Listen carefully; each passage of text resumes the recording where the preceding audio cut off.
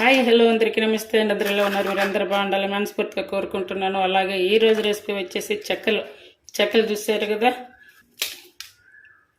అల్లం ఫ్లేవర్ తోటి చేసినాయండి. చాలా చాలా బాగుంటాయి. చాలా షేర్ చేయాలి, వీడియోలో చూపిస్తాను చూడండి. ముందుగా బియ్యం ఇలా పిండి పట్టించుకొని ఇలా జల్లెడ పట్టుకోవాలి. నేనైతే మొత్తం 4 కప్పుల వరకు అయితే తీసుకున్నా. 4 స్పూన్లు పెసలు తీసుకొని ఇలా అయితే నానబెట్టి పెట్టుకోవాలి. చాలా తక్కువ ఇంగ్రీడియంట్స్ తోటి చెక్కలు తయారు చేసి చూపిస్తాను. చాలా చాలా బాగుంటాయి, టేస్ట్ కూడా.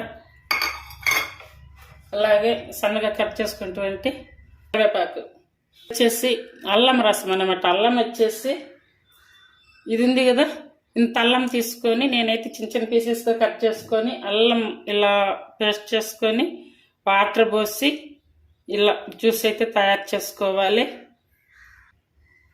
ఇప్పుడు ఇది వేసుకోవాలి. అల్లం ఫ్లేవర్ తోటి చాలా బాగుంటుంది. అలాగే టేస్ట్ సరిపడా సాల్ట్, అలాగే 2 స్పూన్ల వరకు వెన్న, మామూలు వెన్న అన్నమాట. మామూలుగా మనకి ఇంట్లో ఉంటుంది కదా, ఆ వెన్న వేసుకోవచ్చు. లేదనుకుంటే కనుక ఇప్పుడు షాపుల్లో ఉంటుంది కదా, ఆ బటర్ అయినా వేసుకోవచ్చు. అలాగే కొంచెం కారం, ఈ కారం అయితే కొంచెం తగ్గించి తీసుకుంటున్నంటే అల్లం కొంచెం కారం కనిపిస్తుంది కదా, అందువల్ల ఇప్పుడు ఇవన్నీ కూడా వాటర్ వేయకుండానే ఇలానే అన్నీ బాగా మిక్స్ చేసుకోవాలి.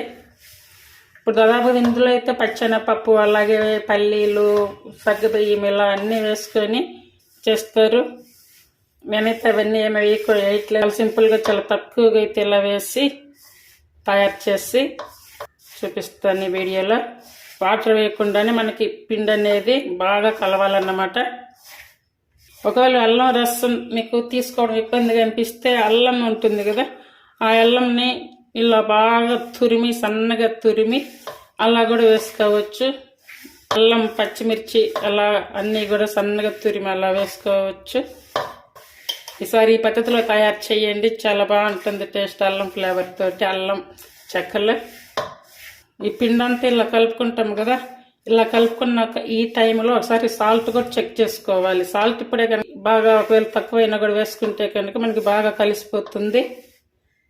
అలాగే 2 స్పూన్ల వరకు జీరా వేసి కలుపుకోవాలి. కావాలనుకుంటే నువ్వులు కూడా వేసుకోవచ్చు. ఇప్పుడు వాటర్ అన్నమాట, ఈ వాటర్ కొంచెం కొంచెం వేసుకొని కలుపుకోవాలి.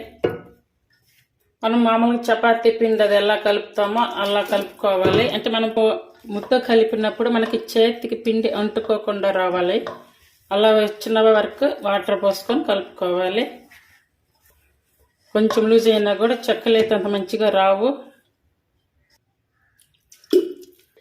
చూసారు కదా, పిండి అంతా కూడా ఇలా సాఫ్ట్గా కలిపి పెట్టుకోవాలి. ఇప్పుడు ఒక మూత పెట్టేసుకోవాలి, లేదనుకుంటే ఒక క్లాత్ అయినా కప్పి పెట్టుకోవాలి.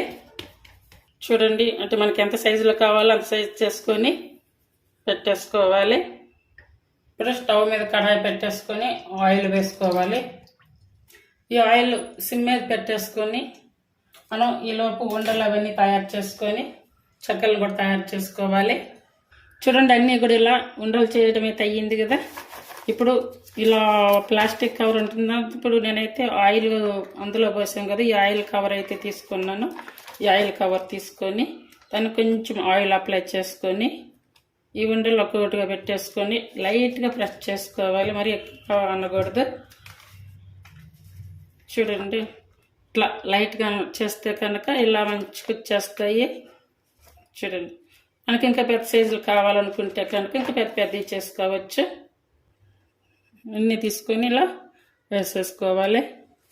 అంతే అండి, అన్నీ కూడా ఇలా చేసుకోవాలి.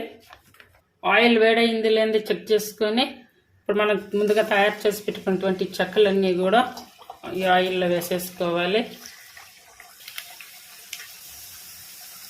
దాదాపుగా 10-15 వరకు అయితే పడతాయి.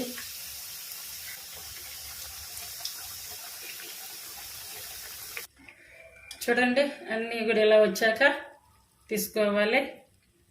ఇవి తీసి ఇందులో వేసేసుకోవాలి. మిగతా అన్నీ కూడా ఇలానే వేసుకోవాలి. చూడండి అన్నీ కూడా ఇలా అయితే తయారు చేసుకోవాలి. చెక్కలు కూడా చాలా బాగా పొంగాయి, చూసారు కదా.